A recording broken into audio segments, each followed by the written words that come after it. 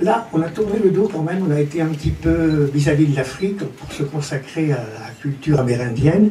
On a sillonné toute la Caraïbe, aussi bien anglophone que hispanisante et française. Et c'est là qu'on a encore redécouvert un autre monde, d'autres cultures, d'autres gens avec lesquels on a noué de grandes amitiés.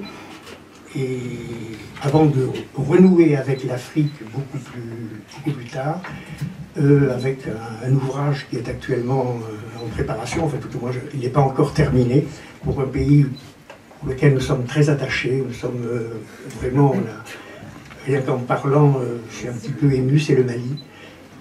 Pendant 3 mois, nous avons circulé au Mali, reçus par les griots, les musiciens, les chanteuses, et parce qu'une éditrice de Bamako m'avait demandé de faire un livre sur les musiques du Mali.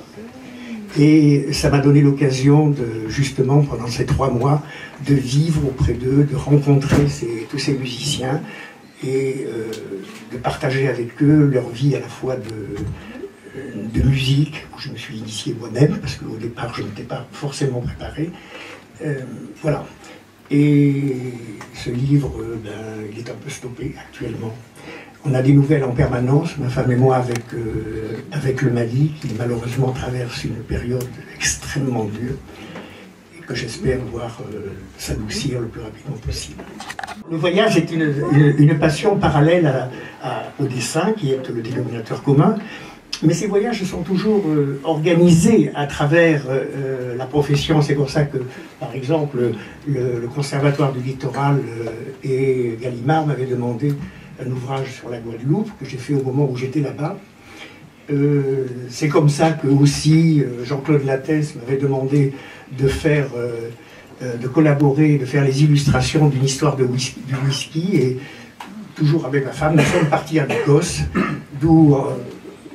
avec des stocks de dessins assez importants, j'ai ramené une connaissance beaucoup plus approfondie et plus précieuse du whisky, de la comparaison entre le pur malt et puis... depuis, je suis un adepte du whisky, vraiment, c'est très bien. Alors, il se trouvait que nous nous trouvions à Guadeloupe en 98, qui est l'année où on a commémoré l'abolition de l'esclavage. Alors, inutile de vous dire si en France ça a été, bon, il y a eu des manifestations officielles légères. Quand vous vous trouvez aux Antilles à ce moment-là, c'était assez fantastique.